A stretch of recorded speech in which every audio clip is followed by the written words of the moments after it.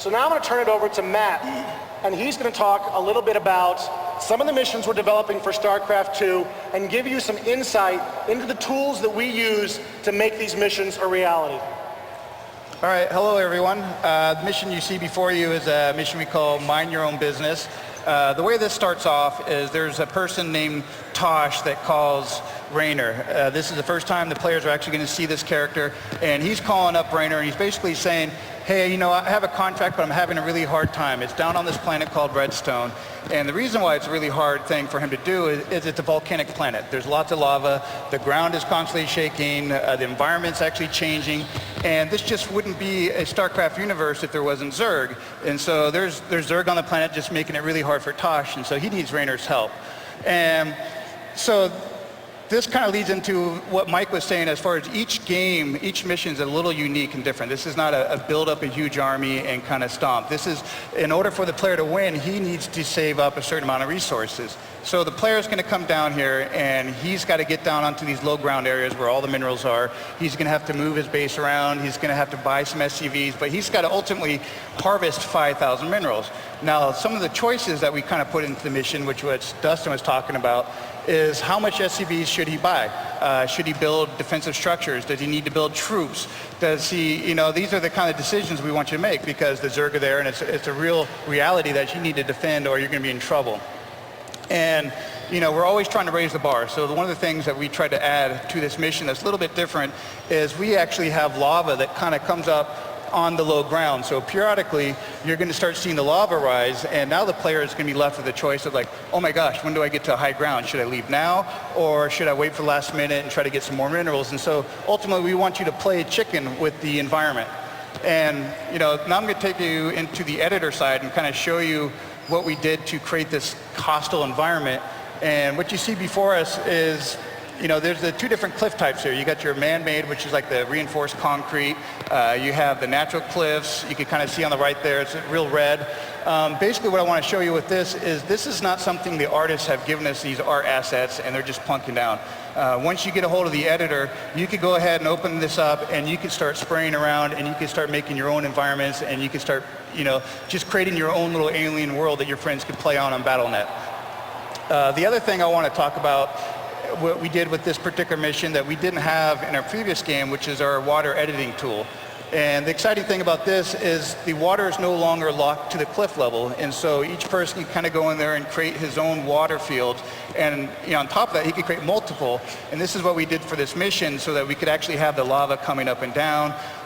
We think this is going to be a great tool for the mod community to kind of play with, and you know, we're really excited to see what you guys could do with it. The other thing that is new to the StarCraft 2 editor is our lighting editor. And this is kind of what really sets off this alien world, the look, the vibe, and everything that you kind of see. And just like the water editor tool, you could kind of create custom light. This isn't something that's baked into the tile set that's determined by the artist. This is something that's up to you. You could go ahead and create crazy color worlds you want, and you could call it in-game, and you could just transition between the two. And so here you go. Here's a little video of the mission.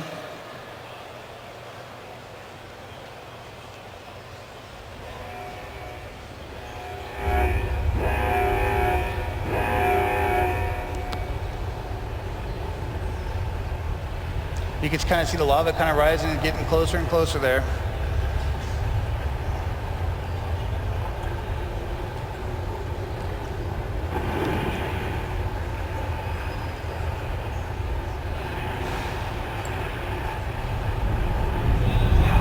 There we go, some dead Marines.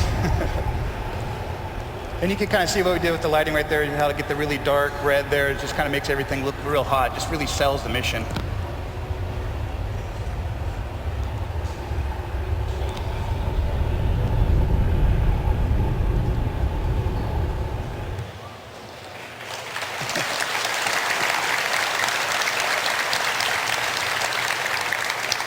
So now I'm going to talk about another one of our missions. This is the evacuation of Agria. Hopefully you guys all recognize it. It is a mission that's actually in the StarCraft 2 demo area right now. If you haven't had a chance to take a look, I really recommend you guys go play it. It's a fun mission. So once again, go check it out. It's awesome. The way this mission starts off is there's a character named Dr. Hansen, and she's calling Raynor for help because the Zerg have invaded and the colonists need to get off the planet. And so, this is something we thought as a design team, we thought it'd be really cool to let the player feel what it's like to be on a planet with the Zerg invading, because that's a very terrifying moment. And so this is one of the missions that we kind of get to execute on that. The way the player is actually going to win this mission is that he's going to go down to the planet. The colonists need to get to the evacuation ships, but they've been cut off by the Zerg. And so, this is kind of back down to the choices that we talk about putting in our missions. Is since they're cut off, the colonists are basically going to drive the action in this mission. The colonists are scared, they're getting out of their huts, they're jumping in the truck, and they're like, we're going, we're getting to these evacuation ships. And whether you follow or not, they're going to go. And so now you're left with, how do I escort these guys and make them, get them a safe home? So you could, one of the things you could do is you could build up a little squad, you could get some ground forces, and you could follow these trucks, and you could kind of defend against the Zerg. Or, we kind of do things to help give choices for the player also, which is, we give them some certain amount of information beforehand so they can make some decisions. And one of the things that we do on this mission is we show the path of where the truck's going to go, so the player could kind of look ahead and say, hey, there's a little choke point right there, or hey, it looks like the Zerg are coming here, so you could go over there and you could build some defensive structures, and you could kind of corral the Zerg. So there's really no wrong way to play this. It's just how you want to do it and how you want to achieve the victory. And so now I'm going to show you a little bit on the editor side of how we did this world. And one of the reasons we want to show this particular world is it's very different from the last one I just showed you. The last one's very hostile. It's got the lava. It's just really scary looking. Whereas this one's very lush. It's a farm community. It's a really beautiful planet. Lots of green, lots of vegetation. And so the thing that is new for us in StarCraft 2, which we didn't have before, is in our previous games, StarCraft and Brood War and Warcraft 3, it was all tile-based. And so you had a tendency to see the hard edges of the textures. You can see the dark textures next to the light textures. Where what we have now is a alpha blending texture system, where you could actually now blend the textures together, and the end result is basically, as you paint your map, no two parts of the map are going to actually look the same. It's going to, however you want to blend these textures and make the look the way you want to do it is kind of up to you. And one of the other things we wanted to show you is new for us is hard tiles, or the roads. And this particular mission has a road. I just wanted to convey to the player that this is not something the artist had created in our asset and actually built a road for us and said, hey, this is what you guys get to use.